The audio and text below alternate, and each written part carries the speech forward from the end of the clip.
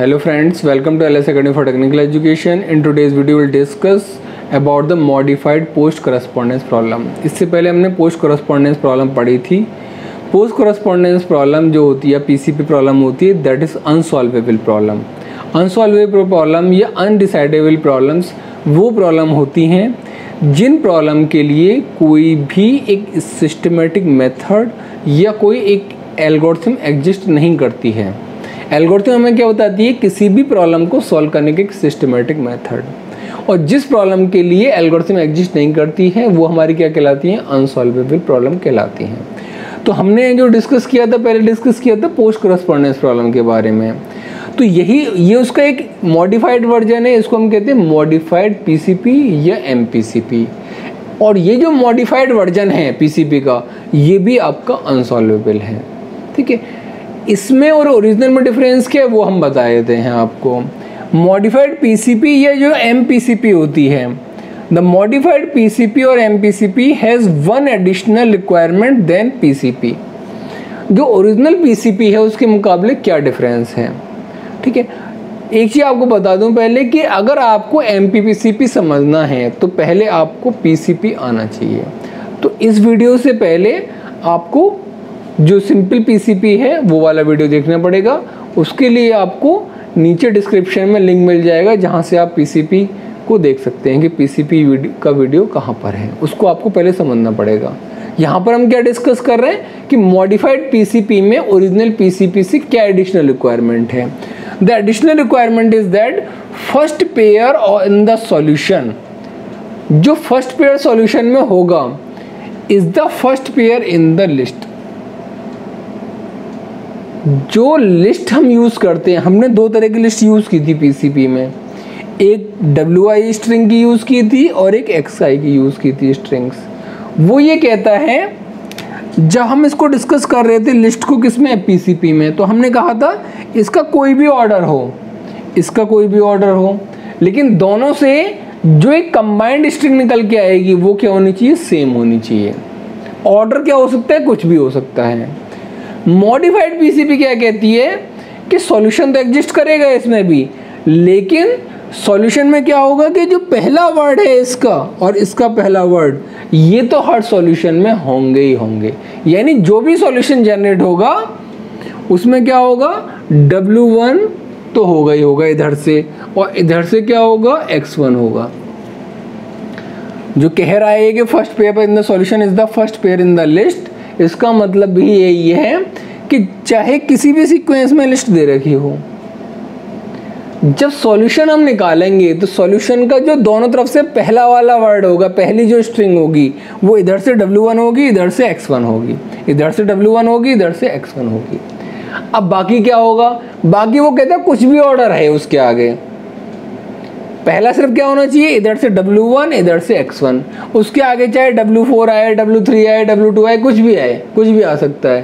पहला जो पेयर है दोनों में, वो दोनों की लिस्ट का पहला वाला आइटम होना चाहिए, बाकी किसी भी ऑर्डर में रहे. लेकिन जो पीसीपी में हमने ध्यान दिया था कि अगर हमारी सीक्वेंस इधर से 1 3 2 है तो इधर से भी क्या होनी चाहिए? 1 3 2 होना चाहिए.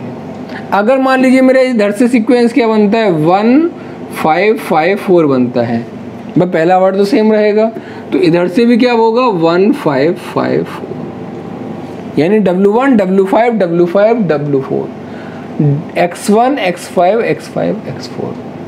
ठीक है, दोनों तरफ से सिर्फ मॉडिफाइड पीसीपी में डिफरेंस कहाँ आ रहा है कि पहला वाला जो रहेगा ये 1 दोनों में आना ही चाहिए. बाकी चाहे 5 आए पहले, 4 आए, 2 आए, 3 आए, कोई रेस्ट्रिक्शन नहीं है. First pair in the solution is the first pair in the list. Remaining sequence in the solution can be in any order. बाकी सीक्वेंस चाहे 3 2 आए, 5 5 4 आए, 2 3 5 आए, कोई भी सीक्वेंस आए, पहला दोनों तरफ से क्या रहेगा? इधर से ही 1, इधर से. ठीक है, द एमपीसीबी प्रॉब्लम क्या है? ये डिटरमाइन करना कि क्या कोई सीक्वेंस एक से ज़्यादा इंटीजर की इस तरीके से एग्जिस्ट करती है कि देखो अगर हमें याद हो पीसीपी में क्या था, WI1 WI2 up to WIM, इधर क्या था XI1 XI2 up to XIM। इसमें क्या है, पहला वर्ड इधर फिक्स कर दिया W1, इधर पहला वर्ड क्या फिक्स कर दिया X1, कि दोनों तरफ से पहला वर्ड क्या रहेगा, फिक्स रहेगा। उसके बाद कोई भी सीक्वेंस आए, कोई भी सीक्वेंस आए, कोई दिक्कत नहीं, ठीक है। लेकिन सीक्वेंस निकलेगी कैसे, तो उसका मैंने आपको ऑलरेडी बता दिया, ये अनडिसाइडेबल प्रॉब्लम है। इसमें आपको हिडन ट्रायल से निकालना पड़ेगा कि किस तरीके से इनको लिखा जाए कि जो ओवरऑल स्ट्रिंग निकल के आए वो दोनों तरफ से सेम निकल के आए। जैसे मान लो लिस्ट ए लिस्ट बी दे रखी हैं ये वाली दो, इसका न्यूमेरिकल एग्जाम्पल ले लेते हैं। लिस्ट ए में मान लीजिए W1 जो आपको दे रखा है, W1 W2 W3 तीन आइटम दे रखे हैं मान लीजिए। वो क्या दे रखी है, इसमें मान लीजिए 10 स्ट्रिंग दे रखी है, 1 स्ट्रिंग दे रखी है W2, और W3 की वैल्यू क्या दे रखी है, 110 दे रखी है। ऐसी जो लिस्ट बी है इसमें पहली स्ट्रिंग क्या है, 10 है, दूसरी स्ट्रिंग 011 है, तीसरी स्ट्रिंग क्या है, 11 है, ठीक है। तो दोनों की अलग अलग तरह की स्ट्रिंग्स हैं। अब हमें क्या करना है, इसका जो सॉल्यूशन आएगा उसका पहला वर्ड तो फिक्स हो गया, इधर से W1 इधर से X1। बाकी क्या है, बाकी किसी भी ऑर्डर में इसको इस तरीके से अरेंज करो कि जो ओवरऑल स्ट्रिंग निकल के आए वो सेम निकल के आए। जैसे अगर मैं देखूँ इसमें 1 3 2 के ऑर्डर में मैंने कहा कि इनको अरेंज करता हूँ तो क्या होगा, 1 इधर से 1 इधर से, 3 2 का मतलब W3 W2, इधर का मतलब X3 X2। तो देखिए W1 10 लिख दिया, X1 10 लिख दिया, फिर मैंने W3 लिखा 110, इधर से क्या लिखा, अगर मैं इधर से W3 ले रहा हूँ तो इधर क्या आएगा X3,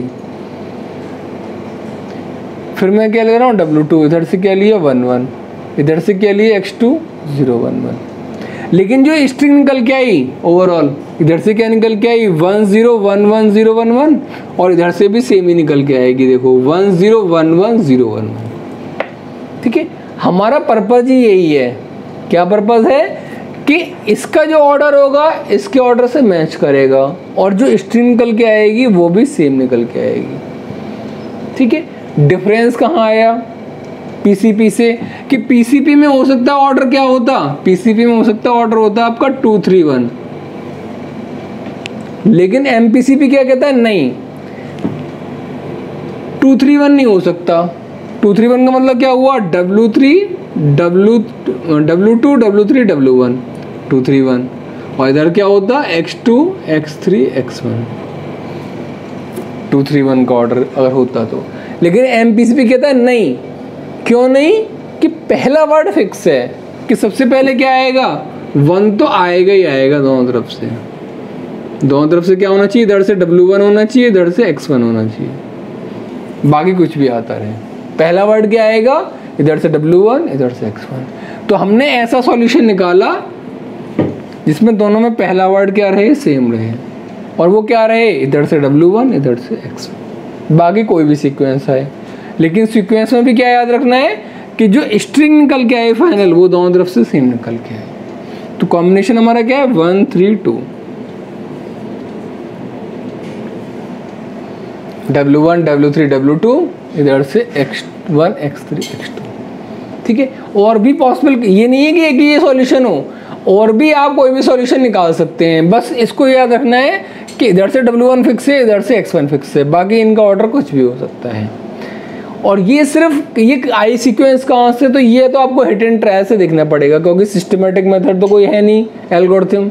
आपको हिट एंड ट्रायल से देखना पड़ेगा कि इन दोनों को अगर मैं फिक्स कर देता हूँ तो बाकी इनको किस ऑर्डर में रीअरेंज करूँ कि मेरे को जो ओवरऑल स्ट्रिंग निकल के आए वो सेम निकल के आए, ठीक है। और ऑर्डर भी क्या रहे, जैसे अगर इधर से 1 3 2 है तो इधर से भी 1 3 2 रहे, ठीक है। तो ये आपकी मॉडिफाइड पीसीपी है, ठीक है। ओरिजिनल पीसीपी से कहाँ चेंज आया, सिर्फ यहाँ चेंज आया। तो आई होप आप लोगों को क्लियर हो गया होगा।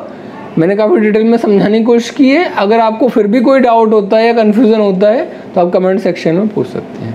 Thank you so much.